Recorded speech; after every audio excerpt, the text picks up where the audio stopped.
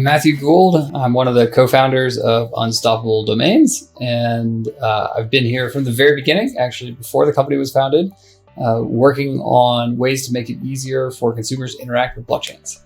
I've actually been playing around in the blockchain space since 2012, 2013, and I was always looking for a project that was something in the non-financial space. So as far as cryptocurrency goes, there's a lot of applications for finance, for crypto. You see all of these DeFi applications today. Back in the beginning, it was using Bitcoin as a store of value, or even paying for coffee with Bitcoin.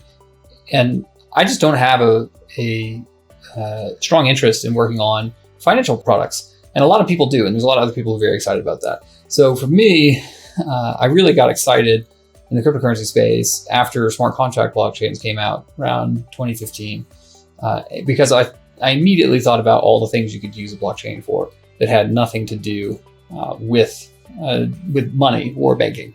And during that time period, there were actually a few projects that stick out in my mind. One was everyone wanted to track supply chains, right, using blockchains, and that was pretty interesting at the time.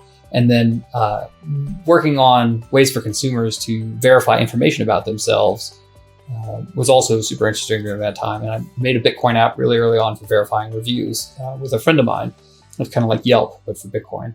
And then what I ended up really getting drawn towards were digital asset registries. And that's where blockchain domains came in. So domain names are this product that's purely digital. I think that everyone on the planet can use one. And they currently reside on these centralized servers, which are completely unnecessary with the new blockchain paradigm. And so that's what got me excited about building blockchain domains and starting Unstoppable. Definitely Bitcoin. And I remember Bitcoin in the Slashdot article. I don't even remember when that was, all the way back when. And then I didn't get my first Bitcoin until end of 2012, and then started running a node in my house in 2013 for Bitcoin. And so this is back when you could still run a node pretty easily from your home computer at the time. And just reading about the technology and seeing how it works. One of my roommates at the time was crypto mining. And so I got to see that in real time, close up. And so that's when I really started digging in when I moved to San Francisco and started going to all these different Bitcoin meetups. And at the time, it was basically just Bitcoin because it was still pretty early on. There were two really different kind of shifts in my perspective. And so initially, it was just this idea of having a digital store of value that anyone could use anywhere on the planet. And that was Bitcoin's original vision. And then, also at the time, people were still using it for transactions. It's not used for that so much today.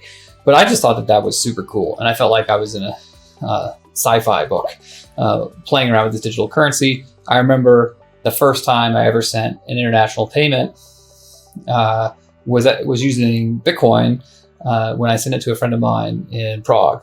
And it was just really neat to be able to send cryptocurrency from my living room. And he was at the bar and he had to download a Bitcoin app because I'm talking to him and we were messaging back and forth on something. And just the whole process was super intellectually interesting at the time. Like, wow, I can send $20 anywhere on the planet, anytime I want, to anybody. And it just felt like magic. So that very first use case of just having an easy digital money anywhere on the planet really drew me. And then, like I alluded to earlier, in 2015, when smart contract blockchains, or 2014, when they started being proposed and they kind of came out and people started thinking about other uses, that's when another whole part of me got excited about basically putting everything on the blockchain. So up until that point, Bitcoin was going to be a money, and it was going to be easier for people to save and move money around the planet. And that was basically the only use case. But in 2015, that really opened up a lot larger to, hey, this can be everywhere for almost everything that you would want to track. And that's kind of what started what eventually became Unstoppable Domains, was that interest. And working on some of those projects really early. I was also very fortunate to be in the space early enough where I got to meet everybody in person back when that was still a thing. And it was inspiring to see these people who were very committed. And that can also be very motivational. If you know someone in your personal life who has a strong belief, that can help you also kind of cross the chasm on a lot of the ideas. They're maybe a little bit wacky at first. I would tell everybody out there that playing around with it is really important for me. And so I learned things by interacting with them. So, and all the way back at the beginning, this meant I bought a little bit of Bitcoin and then I sent it around to people and then I had them send it back to me. And so it's like a really goofy thing. It's like, why would I need to send currency and then have somebody send it back? But I was doing it just because I wanted to figure out how it worked. And then go out and see all the different websites that exist out there and how people can interact with them and why it might be useful for people to work with in the future. And I remember going to Bitcoin meetups in San Francisco, and we would just transfer Bitcoin, around the circle. So everyone would just get used to when some new person would come in, to their first Bitcoin meetup, would be like, hey, let me just give you $5 in Bitcoin real quick so you can see how it works. And then, you would download an app right there, and then you would show the person, and then boom, you would scan it in. So I had a lot of learning from doing. That's also why I ran a Bitcoin node at my house, and there was a Bitcoin miner in my house. And so this type of stuff really helps you learn. Another thing that I think is important is to be okay with experimenting with a lot of new projects. Crypto generates, I think there's 10,000 plus crypto projects right now, gotta be, that you can play with. And there's nothing wrong with experimenting with them.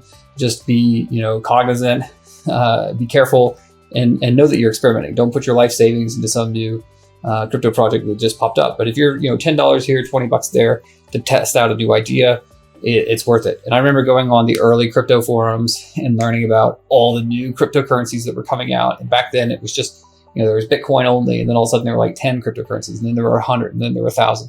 And reading everybody's ideas, I always took it as an intellectual exercise. I thought it was always kind of funny to see how people interacted with those things. So yeah, for me, I tried to get involved as many places as I could, and actually played with it in real life, because I find that's the best teacher. I have very strong conviction that cryptocurrency is going to be something for everybody in their everyday life. And something as simple as a blockchain domain that's going to make it a lot easier for you to send money to somebody else, or address them, or look them up, or what have you. I think it's going to be something that you use every day. Either you're going to tell somebody, hey, this is my crypto address so they can find your website, or maybe so they can contact you or send you money, right? These use cases are just starting, but I view it as a core piece of the UX. Nobody is going to remember your cryptocurrency hex address. This is not going to happen. They're going to need a way to find you.